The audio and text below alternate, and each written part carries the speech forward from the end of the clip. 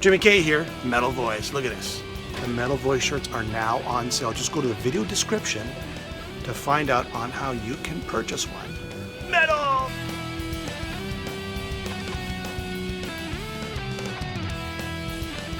Welcome to the Metal Voice. Today on the show, a special guest, some guy this man has disappeared for a while, but he's come back. Thank God he's come back. The one, the only, the mastermind behind Saviour Machine, and of course his new project, Eric Clayton and the Nine. What is going on, Eric Clayton? Hey, brother. We got a lot to talk about. I want to talk about, Saviour Machine, the starting of it all, your new solo project, possibility of a new Saviour Machine album. But my first question is, and I think this is the question of most people who have followed you in the past, where have you been? Been around. I kind of dropped off the face of the earth for a while. Yeah, I'm back, man. It's a long story. But I'll give you a synopsis. High level. High level synopsis. Here you go. I was in a 30-year marriage, and my wife and we divorced in 2013. And I went to Utah, and I spent 3.5 years kind of, I guess, resetting, finding my happy place again, and just kind of seeing if I could go on and find a new way of doing what I do. And I really needed a break, man. I needed a break from everything. And I really did kind of go off and disappear on purpose. And a lot happened during that time, but I can tell you this, Utah was a good train station for me, and I ended up over here in Europe and couldn't be happier. It's good to see you're in Europe because I know you've got a lot of your fans. You've always had them in Germany and Greece. It's always been a European base. People have been more appreciative, let's say, of the music, right? To a larger scale, that is, right? To a larger scale. Yeah, absolutely. We've always been received a bit more welcome over here. Yeah, which is great. And for those, and there's probably a lot of people who don't remember Saviour Machine. Maybe they're younger, right? So that's why I want to kind of give a little introduction to the band. Not only talk about what you're up to today, but also dig deep into the history. Not too much, but high level. We can dig as deep as you want, brother. Okay, all right. So, but I mean, let's just start off with you have a new solo band, right, in Germany, Eric Clayton and the Nine. Tell me about this. I'm assuming there's a new album, and I know you're playing gigs. So tell me about that. You're right. You know what? It's a quick story on that, man. I moved over here. I fell in love and moved over here, and Saviour Machine and we've been working on a record for about 1.5 years now. And during that time, I realized I'm getting kind of antsy. I was retired for a long time, and you were talking about me disappearing, and I was gone for a long time and literally out of music for nearly 20 years. And I think what happened was I was over here, and even though Saviour Machine was doing some good work across the ocean, I missed being on stage. And so, long story short with that, I really was just antsy. I was kind of dying to get back on stage after being away so long.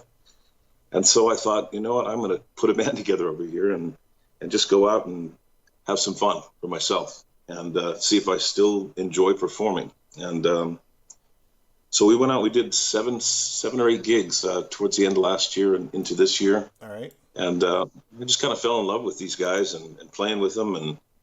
And along the way, the solo record that I've been working on myself for a number of years, off and on, really kind of came to the forefront.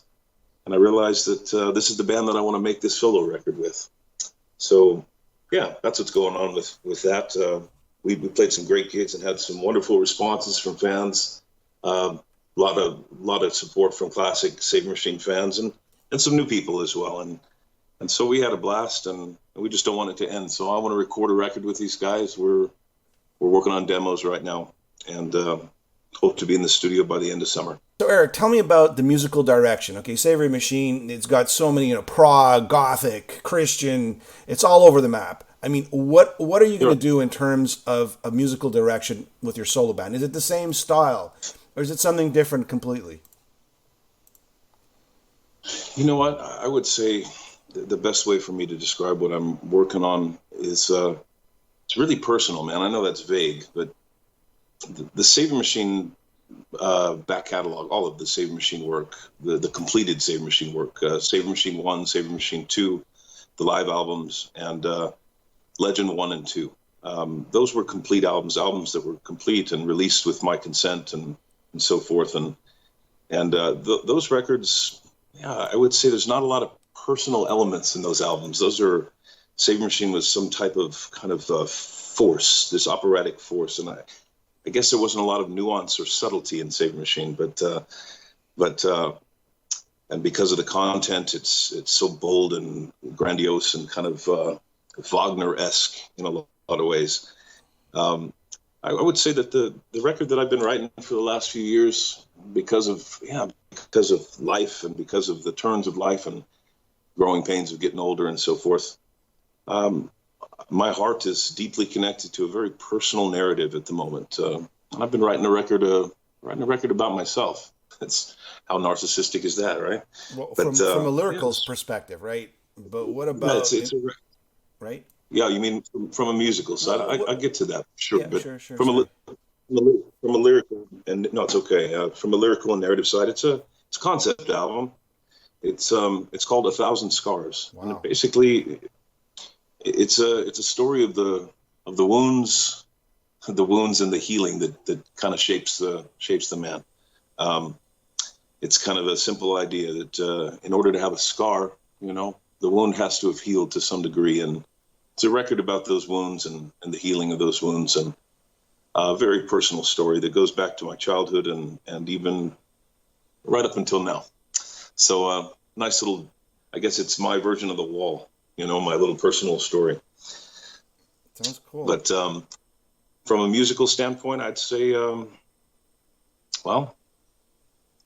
always tried to make the music reflect the atmosphere of the lyrics. Every album I've been a part of, I hope I've been a part of shaping music that fits the lyrical content and creates an atmosphere. And I would say that the atmosphere of this solo album is quite appropriate for the content. It's dark, it's beautiful, it's sometimes really, really heavy, and sometimes really kind of glorious, and sometimes it's sad. It's probably sad more than anything. I'd say it's probably the saddest record I've worked on, the bulk of it. Wow. But I wish I could give you more kind of cues to what it sounds like, but it's going to be a heavy emotional thing, man. That's what I'll say. Sure. And when do you foresee the project being completed? Do you have a time frame, or is it just it's done when it's done? It's done when it's done, but I've got some shaping of time frames at the moment, and they kind of rely on some other people. There's some other people involved with this. Obviously, my brother is involved in the songwriting and kind of pre-production.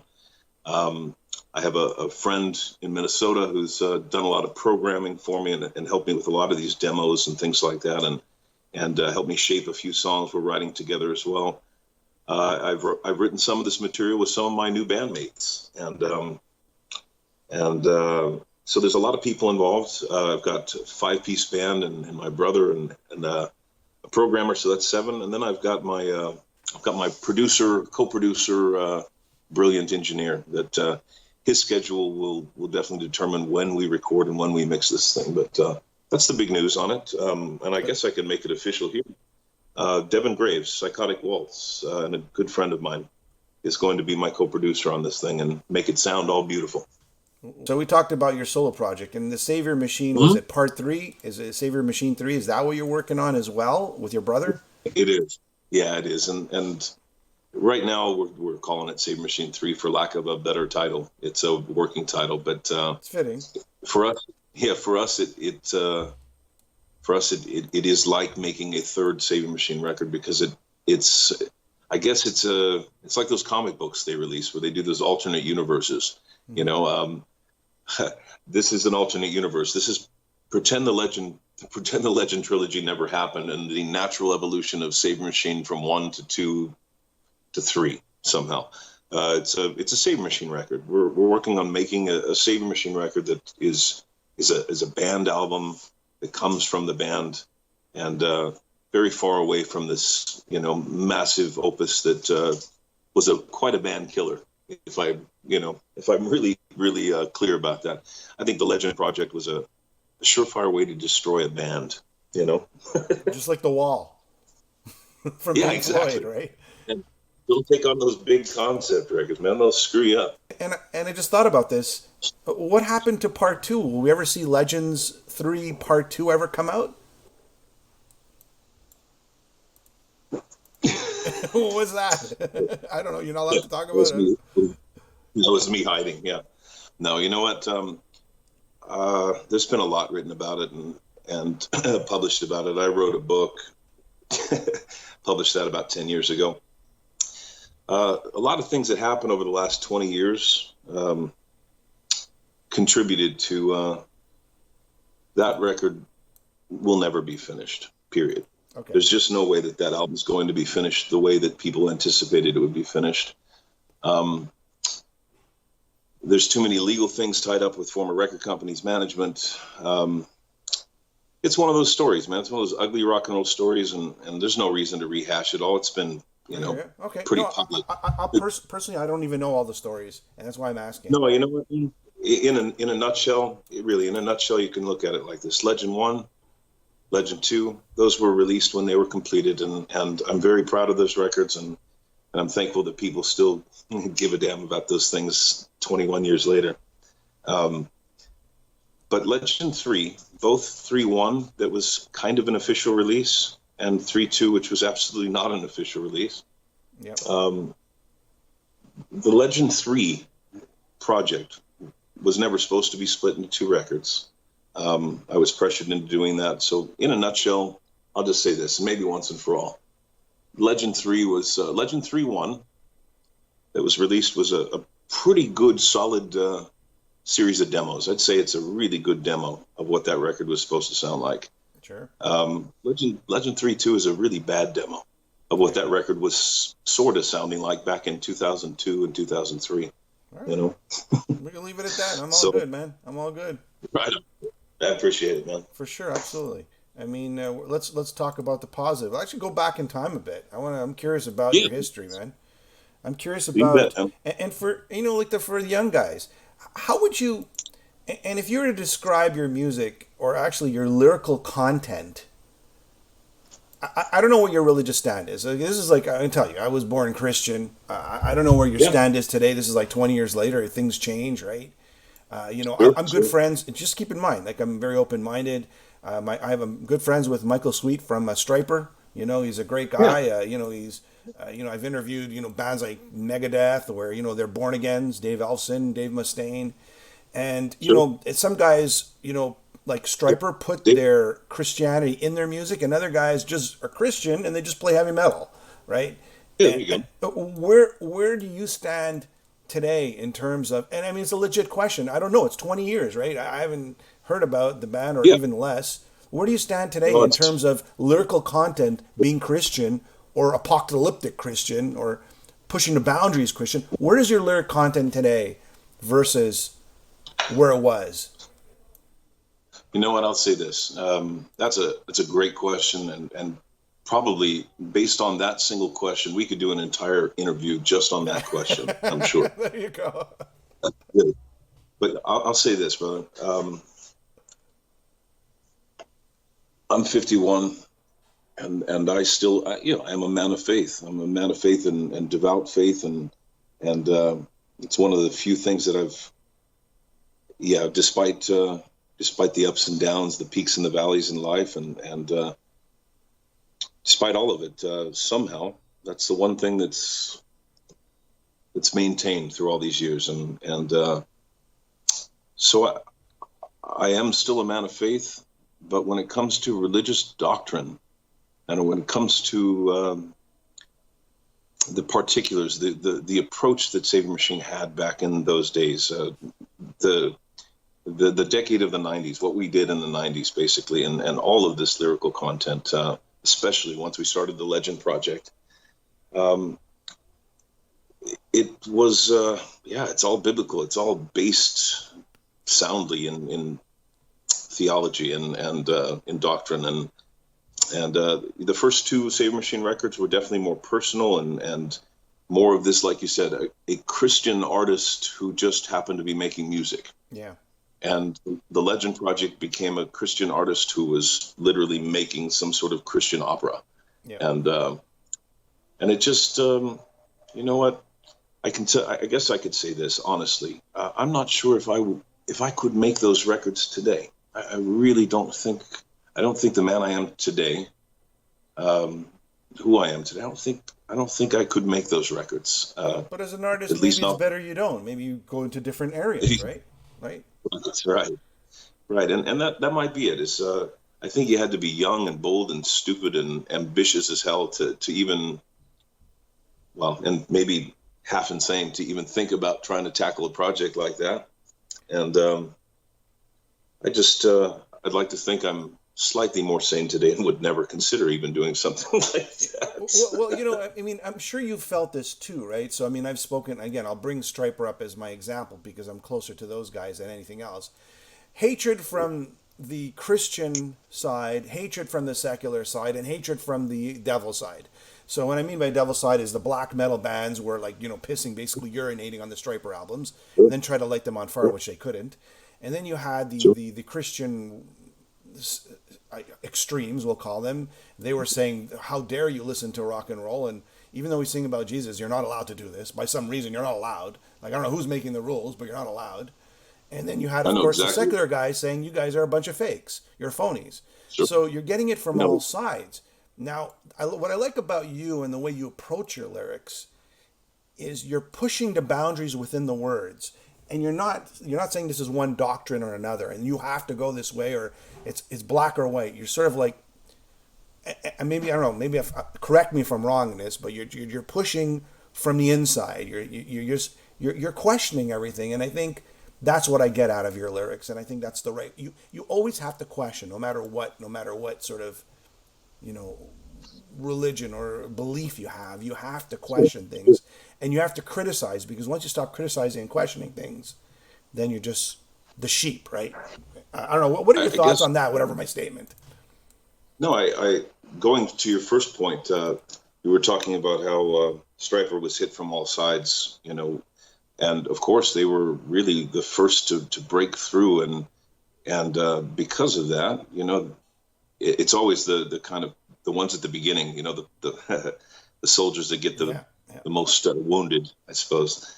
But I can relate to that. Even though we were a few years after Striper and definitely exploring a different audience, I guess you could say. Some similar audience, some of the similar fans, but also a very different audience. And I have plenty. I have a decade long of memories of walls from the Christian music scene, walls from the secular music scene, and deep resistance from black metal scene, of course. Yeah. But we were, I think we were the first band. We were the first Christian band. I hate that term, but I'm pretty sure we were the first Christian band that played the Wacken Open Air Festival, and that was interesting back in '97. How did you sort of get going? How did it all begin? Like, what was the first big break that the band had? And was it in the secular world? Was it in the Christian world? How did it all begin? And I mean, not like you started playing in your garage. I mean, you started sort of making some sort of headway. Right. Well, first we started playing in our garage. Yeah, there you go. We all did. Yeah. Right. Now, you know what?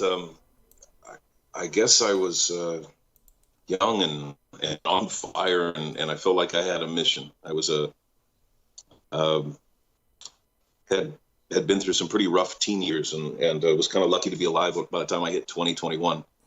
And I just felt like life was too short and too precious not to reach out and touch someone. Yeah. So man, my brother and I were just passionate about it. We met Dean Forsyth. We spent 2 years in the garage, basically trying to get out of the garage, going through a lot of drummers. Yeah. And and then we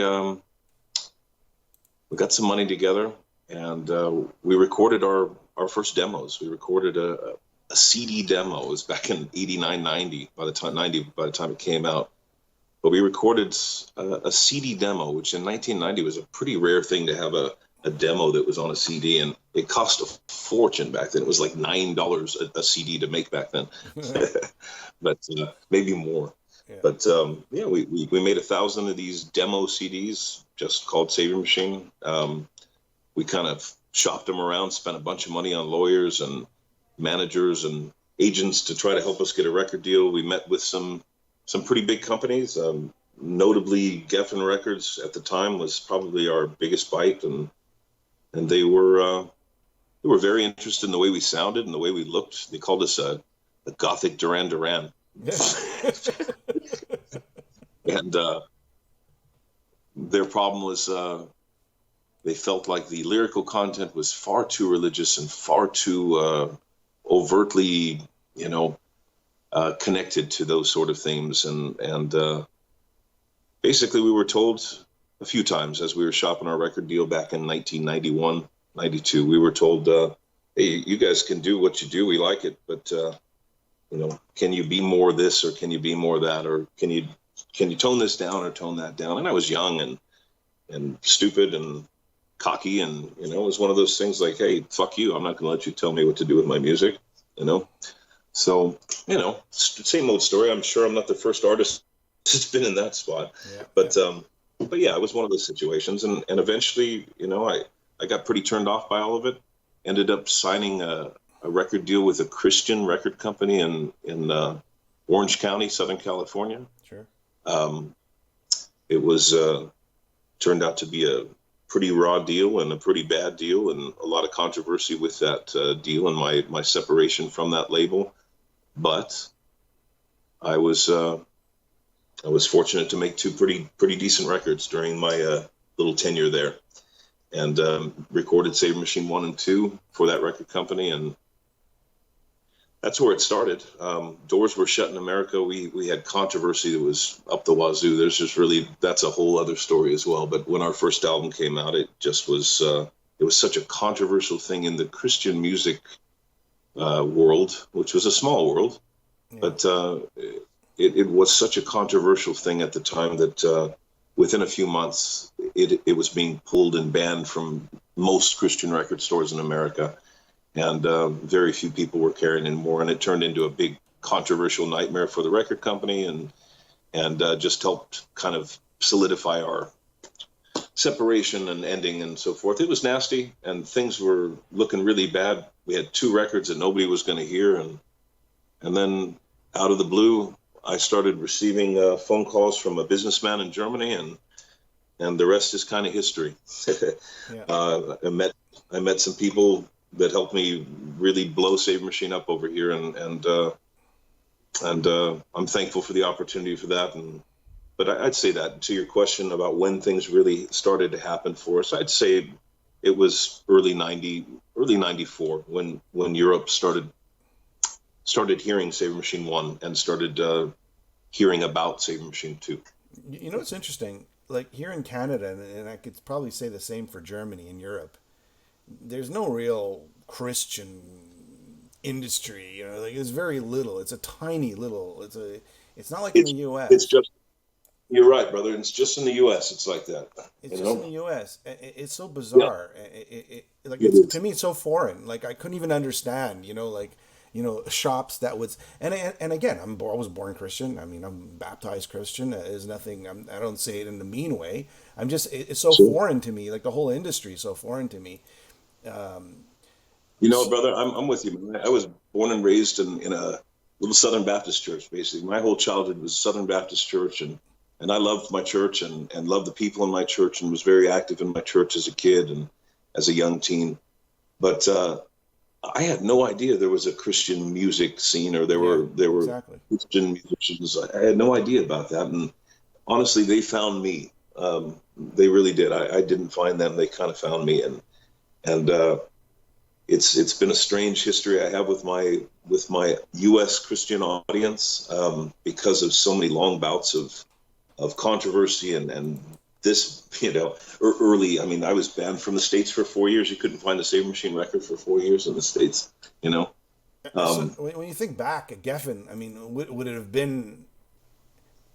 I guess maybe the music would have changed, right? It would have just been another band altogether. I mean, history wouldn't have been God, we written that way. But then again, maybe you would have had success in another way. You just don't know these right, things, right? Talent is talent at the sure. end of the day, right? But They're all the when what I is. when Sure. I first heard Saviour Machine 1 and 2, I didn't even know you guys were a Christian band or called a Christian band. I had no idea because the meanings are so it's not, Jesus loved baby Jesus. It's sort of like it's poetry, and it's I don't know if you want to call it disguised, but I would just say it's You know what? philosophy.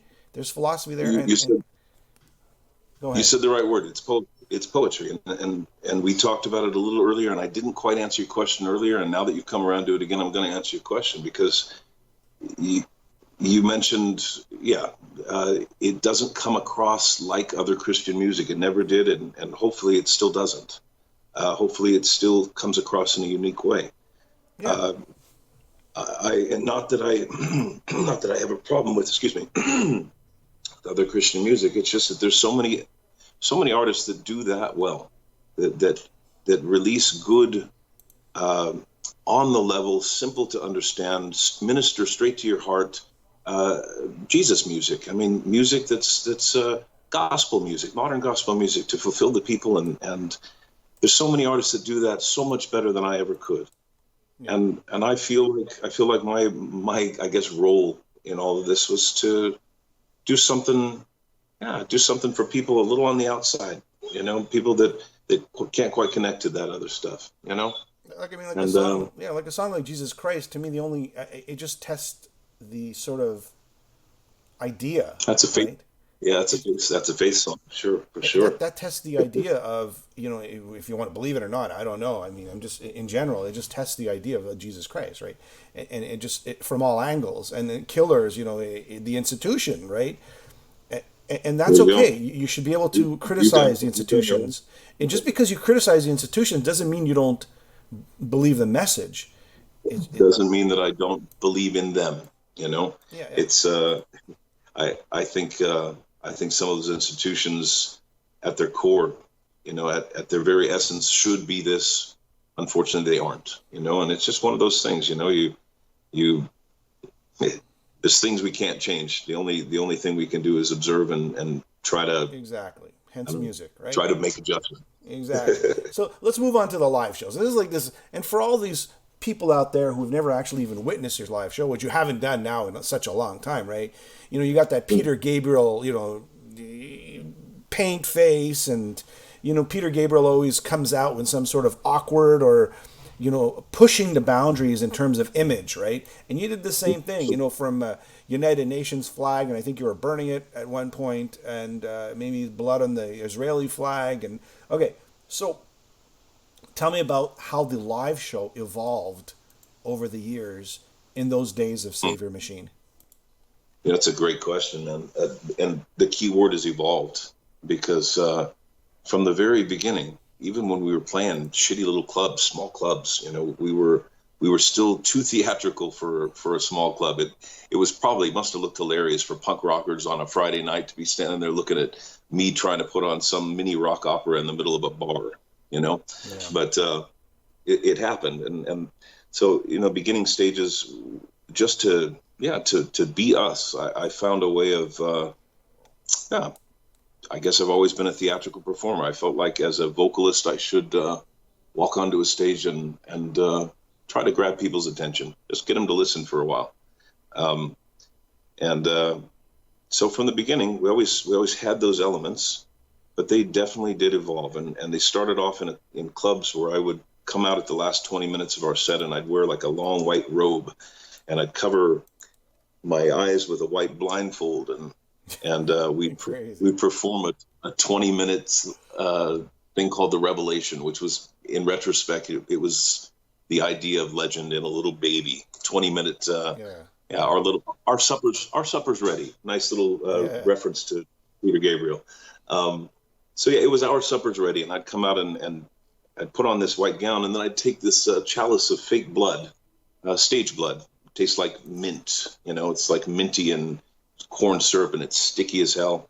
and I'd take this up in the middle of the song, and I'd pour this thing over my head like a baptism, and it was instantly shocking. It was just one of those things that was just, it was an attention getter. Of course, you know, you're playing clubs and things like that in the early days, and you got to find some way to make people remember you, and it worked, and it was what we did at first, and then we got kicked out of every club we played because I kept getting blood all over the floor, and people were pissed off, and you know, so eventually, things evolved to a little less blood on the floor and a little more fire and flags and things like that. But the early Saviour Machine shows, shortly after I shaved my head, they became instantly more theatrical because I could play with the makeup and as you say, take my influences, Peter Gabriel and David Bowie and Alice Cooper and Syd Barrett and Kiss and all those guys and play with some white face paint, you know.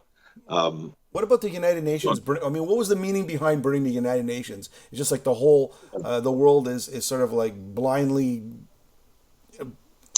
blind to the United Nations and the hypocrisy. Is that what it was? If you look at the Saviour Machine concerts, you find bootlegs from like 93, 94, 95, 96. The pre-Legend shows, they were always theatrical. I used a lot of stage props and it was always a theatrical experience, but it was never political and never globally political. And it was just more symbolic and a bit more surreal, I guess, impressionistic. By the time I got to the Legend performances, 97, 98, those two tours in particular, because we were performing the Legend music almost exclusively at that point, it was a rock opera, you know, let's go out and perform the Legend music, you know, and try to present a show that represents what we're doing musically. And same as always, we just ramped it up, and I ramped it up, and I pushed things probably a little too far, and there was too much fire, and I burned myself like just about every night on that tour. Too much fire and too much blood and too much symbolism and too many provocative things that probably provoked a lot of questions, of course.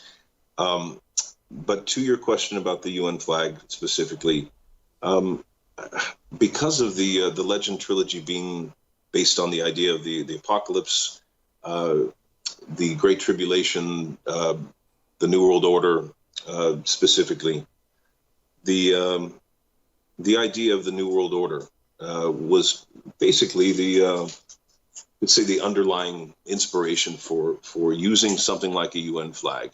And I know at the time it pissed a lot of people off. Probably the Roman Empire, right, back then. Yeah, the idea was based on all those apocalyptic books, all those guys like Hal Lindsey and so forth. That that basically those great theologians that have been saying for a couple centuries now that the beast shall rise from the revived Roman Empire and so forth and so forth. Revelation 13, you get the picture. The idea was, what do we have in this modern time, at least in 1997? What's the closest thing that I could find to a symbol that I could use as a representative of some sort of unified world, maybe the unified Europe is the beginning of a unified world, so forth. All part of that doctrine. It's nothing. It's no doctrine that I made up myself. I get it. It's just that I was looking for a flag, and it was about the closest thing. I guess I got a flag fetish, man. I've always used flags. Couldn't use a Canadian flag. That would kind of not work, right? That would just be stupid. Why would anybody burn a Canadian flag? I'm just kidding. Go ahead. Just trying to lighten the situation up a little. Go ahead. Oh, it's perfect. Perfect. But yeah, that's it. And things like for instance, like the Israeli and Palestinian flags, taking those two flags at the same time into a chalice of blood and then the way that it's presented into the show, I guess that makes a bit more sense. And then I'd hang them off the sides of the UN flag, and I guess it's a pretty bold but broad statement open for interpretation. Do you think it would go down a lot easier today, more palatable today than it did back in the day? That's a good question, man. I'm not sure. Maybe. I think the world's become desensitized to a lot of things over the last 20 years or so. That's for sure. That's for sure. That's for sure. And Are you planning that, to? Are you planning to bring those elements back into? I mean, if you're coming out with a new Saviour Machine album, maybe you're coming out with a new Saviour Machine, a performance. you I don't know, know. Maybe it's another flag, right? Something else of the day, right? sure. If Saviour Machine, I'll say this, Saviour Machine will get this record done eventually, and once it's out, we'll really, really look into the opportunities for possibly touring or at least doing a number of performances. Um, I can say that there'll be a new Saviour Machine record. I wish I could say that we'll perform again, but there's a few factors that make performing with Saviour Machine uh, difficult at this point, and we'll see what happens. But if and when we do get back on a stage with a new album to support, I'm sure that we will find a proper way to represent that visually. You know what I mean? Yeah, yeah. I think it'd be cool. I mean, maybe not go back to what you did, but maybe to something else. And I guess it's all about evolution, right? It's about evolving. This beard is getting pretty So white. there you You go. know, There you go. a couple of years from now, I'll look like a wizard, and Yes. it could look spooky as hell with that white face paint with Yes. a wizard beard. You Yeah, know, it could be, could be, could be. It's fascinating. I'm just thinking about Revelations. I mean, you've built, let's say, three of your albums, and not only you, like the Book of Revelations has to be one of the most it brought the most inspiration to most metal bands. You take about Iron Maiden, right, with the Number of the Beast, and you take, the Four Horsemen from Metallica, and you could go on and on forever. I mean, the Book of Revelation. I mean, just talk to me about that. I mean, it's fascinating. The imagery, the lyrical, I guess the stories. It's fascinating. I mean, you've studied this. You've like taken this apart, right? And here's even the most fascinating thing about the Book of Revelations, just in Christianity alone, and you probably know this, but in the Eastern side of Christianity, the Eastern Orthodox, a lot of those groups don't even accept it as, part of the New Testament. So no, it's fascinating that this book has brought so much inspiration, movies, videos, you name it. It's so part of our culture, yet we don't even know if this was even really part of, the New Testament. I mean, what are your thoughts on the Book of Revelations? I just talking. no, it's okay. It's a question. I got to be careful the way I answer this. It's one of those. Yeah. I'll say this: it's definitely the darkest story ever told. There's no darker story in fiction or in history. If you take it word for word and allegory aside and so forth, and actually visualize basically the Book of Revelation as it's mapped out and John's vision, it's some fucked up stuff.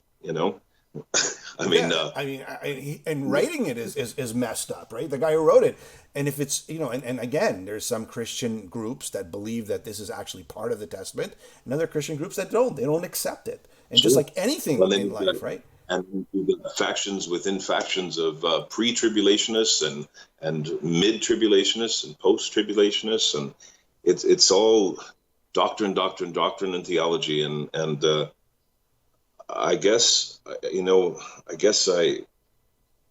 I'd have to be honest and say when I started the Legend Project, even years before I started, I was deeply fascinated by the Book of Revelation, and through my studies of it as a believer, and I would say just as as an artist or as someone who's addicted to good literature, I don't know. I felt a certain obsession grow with it, and I'm not sure if it was healthy. But it's the kind of stuff where if you read it enough, it gets in there, and then you start reading books, and then you start doing charts, and all of a sudden to be honest with you, after about 10 years of really delving into that stuff, man, my office looked like a madman. Do you ever see the movie Seven? Yes. Remember when they found Kevin Spacey's place, and they were like all over the walls and the journals and so forth. Yeah, it was nutty, man. I had journals upon journals of notes and graphs and charts and all kinds of crazy wacko shit. But it basically helped me map out the Legend Project. My feeling about the Book of Revelation today is it shouldn't be a deal breaker. Everybody should read it for sure, but whatever your faith is, as far as your doctrine, your theology, I try not to get too hung up on that one. Don't spend too much time on. There's if you're searching for answers, there's a lot of other ways a lot of other places in that book to find find grace. That's a great answer. That's a great answer. That's a good answer. That's a good answer. Yeah, it's not the be all end all. That's what it comes down to. But you know what? To your first question, man, about metal and the connection to the Book of Revelation, that's absolutely true, man. It's the most metal book ever written, man. It's more metal than the Book of Revelations is the metal Bible, right? Isn't it? It is. It's the metal Bible. That's right. All the imagery is there, and not only that, movies. I mean, Omen 1, Omen 2. I mean, you got movies, all kinds.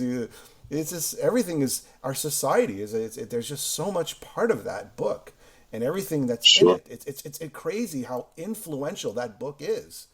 And give you an example, man. I don't own a credit card and I never have. Okay.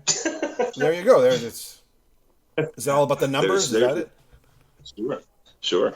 About the numbers. But I hear in Germany they don't like to use credit cards either, so you're okay.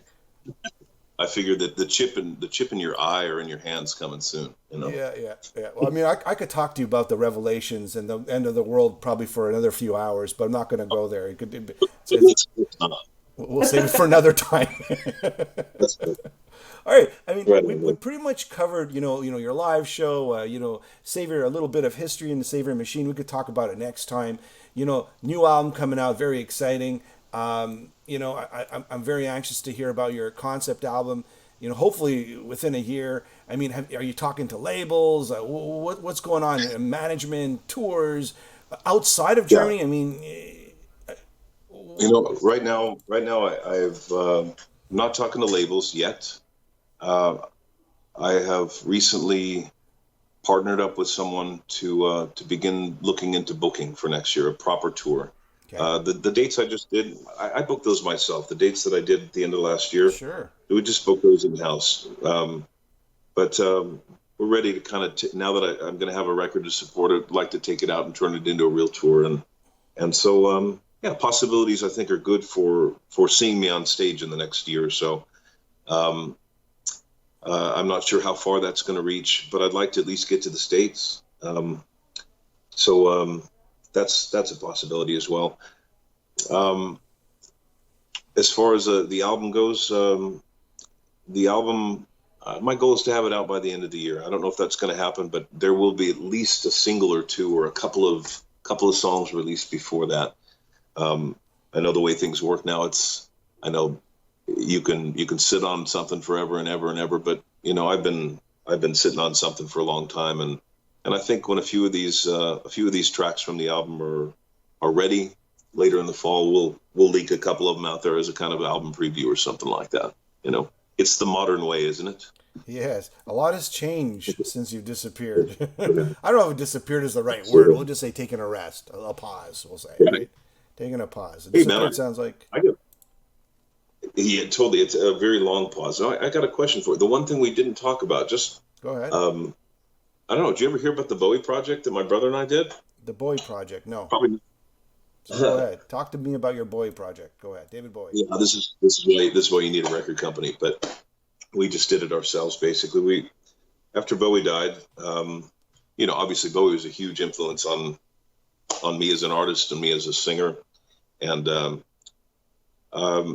when he died, I was kind of profoundly moved by how emotional it made me. I'd never, I don't think I was ever really sad about a celebrity dying, but I felt a void. And over the next 6 months, my brother and I kind of talked a little bit, and we just threw around the idea of, wouldn't it be cool if somebody kind of went through like a decade of his music? I mean, he had 4 decades of music from the guy, but go through the most important decade, the 1970s, 1970 to 1980, and his body of work in that decade, and how many artists he influenced just from that decade of music. True.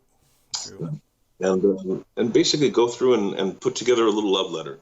Pick a song from each album, one song from each year, and try to do it justice and do a cover of it and put them together, upload them on the internet, sell a few CDs, but really simple idea that blossomed into something cool. And the connection is during the course of the Bowie project, the Bowie Decade project that my brother worked on for a year. We released one Bowie song a year for a month. Wow. Or one Bowie song a month for a year. That doesn't work the other way. Yeah. And by the end of the year, we had 12 tracks. But during the course of my brother and I working on that Bowie Decade project, first new music that I've recorded in 20 years, basically. Yeah. The guys from Saviour Machine kind of started coming around and saying, hey, if you need this, you need that. And before you knew it, halfway through the year, halfway through the project, we had everybody back. Sam West was playing drums on the Bowie thing. Nathan was playing piano, and Chuck showed up to play bass. And by the end of it, Saviour Machine was basically recording a Bowie record. And we had so much fun doing it that we just thought we'd just keep going and make a Saviour Machine album. So that's the connection to the Bowie part. That's very cool. Well, thank you very much for being on the show. Appreciate it. I'm happy you're back. I'm happy you're ramping up and getting some music, new music out there. It's good to see. I wish you all the success in the world, because you got a lot of talent there, and I guess a new generation needs to hear your music. That's probably the weirdest part about this whole thing, brother, is 25 years ago I got in a lot of trouble for doing some of the things I did, releasing controversial records and putting on controversial concerts and so forth. And basically, I remember the 90s being I spent a lot of time defending myself and defending my work and things like that, and being pigeonholed in bad interviews and facing just unanswerable questions at times. Not that it wasn't my fault. I was putting out provocative stuff, and questions were going to come. But the most interesting part about this comeback, going back to your first question, the beginning of this thing, you started off with, this is a sort of comeback. I've been gone for a long time, and my story is a strange one, but I guess it's not very often that somebody's active for a decade and then just disappears for 20 years and then just decides to come back and give it another shot. But I'm thankful for the opportunity, and I don't think I'd be here if I didn't have something to say at this point. Let me ask you this. I mean, I remember the last thing you did. You had like a video out, and you said, "I'm not feeling well," or "I'm very sick." Was that? Were you really sick, or were you just mentally sick, or you're physically sick? It was all of it, brother. I had been. That's another interview right there. But I've been diagnosed with high level. That's okay, brother. I had a cancer diagnosis at the time. I was also, maybe worse than that, brother. I was taking 16 to 20 pills every day, man, from Oxycontin to Percodan and Vicodin and a bunch of muscle relaxers and all kinds of psychotropics, Prozac and Xanax and some wacky stuff, man. I was smack dab in the middle of the U.S. medical system, and basically every doctor had me on something, and I was on quite a cocktail of meds during that time. And I'm thankful to say that though it all came crashing down in a weird way I wouldn't have ever wished on anybody, I'm thankful to still be standing here and thankful not to be taking 16 pills anymore. We don't do that anymore. Amazing. That's amazing. I'm really happy for you. Because I didn't know if it was you were just doing these videos out of drama because you're the showman, right? I didn't know if it was real or not, and I'm sure a lot of bands felt the same way, right, at the time. Sure. Because it's always been. It's hard to tell sometimes, right?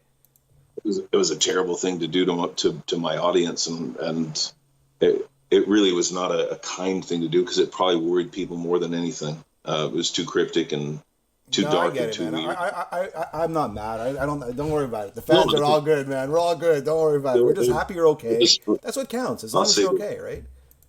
Sure. You know what I think? I think it's interesting that you mentioned that video, because that was 2009, I believe. 2009. And that's 10 years ago, man. And if I think about where I was 10 years ago and where I am today, there's a lot that's happened in between, brother. And like I said, if I didn't think I had something interesting to share, I wouldn't be back. And I'm thankful to be back, and I'm thankful for the opportunity to speak with you and your listeners today. And I really appreciate your time, Jimmy. It's been good talking to you. Yeah, it's been a great chat. I'm so happy you've been so open and honest. I think everybody will appreciate that. And anyways, best of luck to you, and thank you for being on the show. Say farewell to the future.